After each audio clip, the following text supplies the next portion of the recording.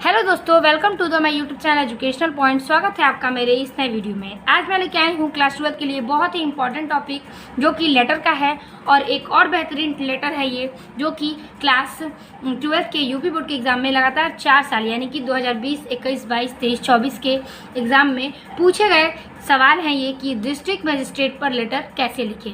कई बच्चों को ये आशंका है कि आखिर में डिस्ट्रिक्ट मजिस्ट्रेट पे हम लेटर लिखेंगे कैसे। तो वही आज मैं आपको इस वीडियो में क्लियर करूंगी और बताऊंगी कि हमें लेटर किस तरीके से और डिस्ट्रिक्ट मजिस्ट्रेट पर क्वेश्चन कैसे आते हैं और हमें लेटर लिखने कैसे हैं। आज मैं इस वीडियो में आपको क्लियर कर दूंगी।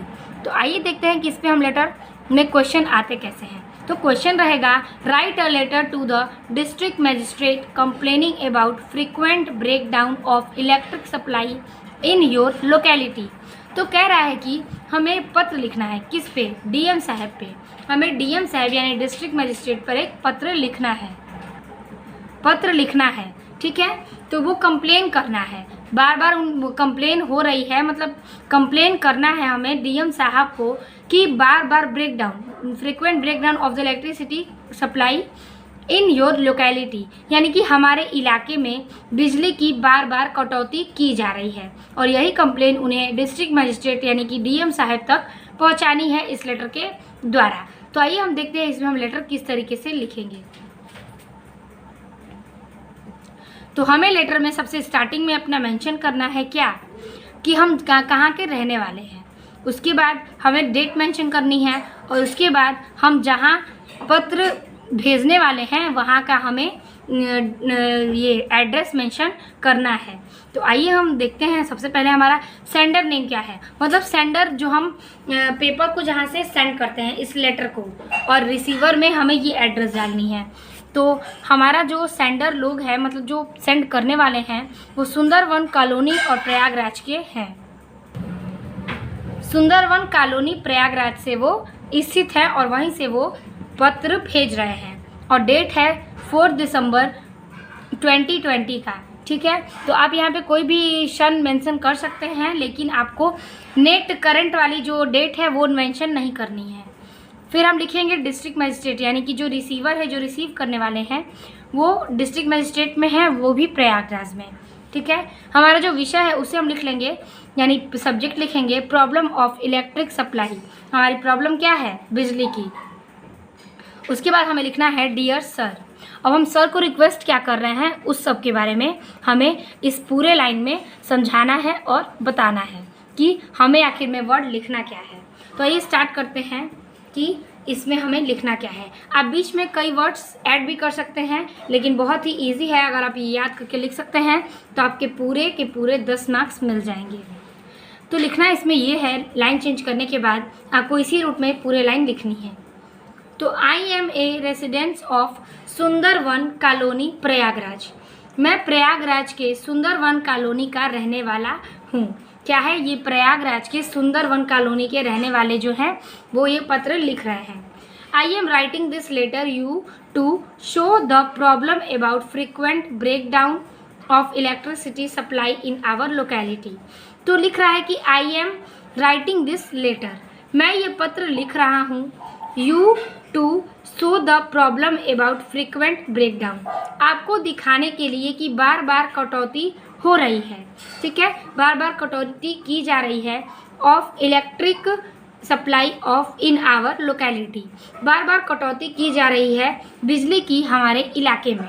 ये जो प्रयागराज सुंदरवन कॉलोनी से रहने वाले जो लोग हैं वो ये पत्र लिखते हुए ये बतलाना चाहते हैं कि मैं ये पत्र आपको इसलिए लिख रहा हूँ क्योंकि मैं आपको याद दिलाना चाहता हूँ कि हमारे इस इलाके में जो इलेक्ट्रिक की कटौती की जा रही है वो बार बार बढ़ती जा रही है, मतलब कटौती बार बार की जा रही है। इसी पे मैं तो आपको पत्र लिख रहा हूँ और मैं आपको ये बताना चाहता हूँ।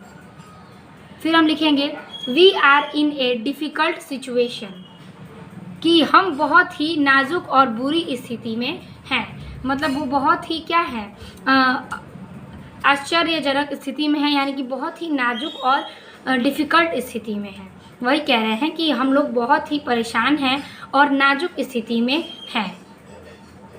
उसके बाद चांसेस ऑफ एक्सीडेंट, मतलब यहाँ पर संभावना है किसकी, चांस है यानी संभावना है एक्सीडेंट होने की, यानी कि दुर्घटना होने की।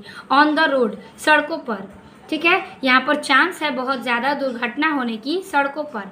इंक्रीज इन डार्कनेस, और यह अंधेरे में बढ़ती जा रही है। मतलब इसके कहने का मतलब ये है कि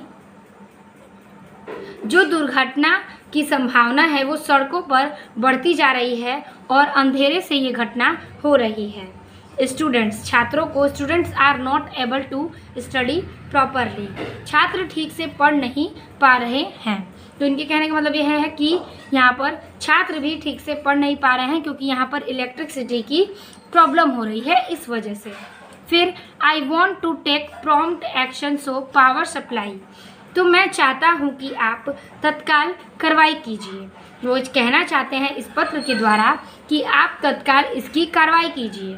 सो power supply department could take any action, I take any action. Supply department, तो वो कह रहे हैं कि आप पावर सप्लाई डिपार्टमेंट से प्रक्रिया करके काम शुरू करवा दें, यानी कि काम कर सकें, डिपार्टमेंट वाले इस चीज़ पर काम और क्रिया कर सकें। यही उनकी मतलब लेटर लिखने का यही उनका पहला मकसद है। फिर हमें लाइन चेंज करके लिखना है आई वॉन्ट, मतलब फिर लाइन चेंज करके हमें लिखना है I shall be eagerly waiting for the action to be taken, मैं प्रतीक्षा करूँगा कि जल्द से जल्द आप इस पर कोई निर्णय लें। ठीक है, वो चाहते हैं कि मैं चाहता हूँ और प्रतीक्षा करूँगा कि आप जल्द से जल्द इस पर कोई निर्णय लें। फिर योर फेथफुली XYZ, तो देखिए इसका हिंदी मैं फिर से रिपीट कर रही हूँ, फिर इंग्लिश में आपको शुरू से रिपीट कर दूँगी। तो मैं फिर से लेटर को रिपीट करती हूँ कि सुंदरवन कॉलोनी प्रयागराज 4 दिसंबर 2020, district magistrate Prayagraj, subject problem of electric supply. Dear sir, फिर हम लाइन चेंज करेंगे और बहुत ही अच्छे आपको राइटिंग में लिखनी होगी। I am a resident of Sundarvan colony Prayagraj, I am writing this letter to you to show the problem about frequent breakdown of electric supply in our locality. We are in a difficult situation. Chances of accident on the road increased in darkness. Full stop. Students are not able to study properly.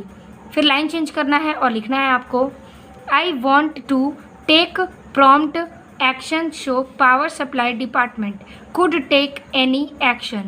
I shall be eagerly waiting for the action to be taken. Your faithfully फिर XYZ। I hope आपको समझ में आ गया होगा और बहुत ही easy word है जो आपको याद करने में बहुत ही आसानी होगी। तो आई होप आपको वीडियो अच्छा लगा होगा और समझ में आ गया होगा। तो मिलते हैं आपसे अगले वीडियो में। अगर वीडियो अच्छी लगी हो तो लाइक, कमेंट और अपने दोस्तों को शेयर करना ना भूलें। तब तक के लिए धन्यवाद।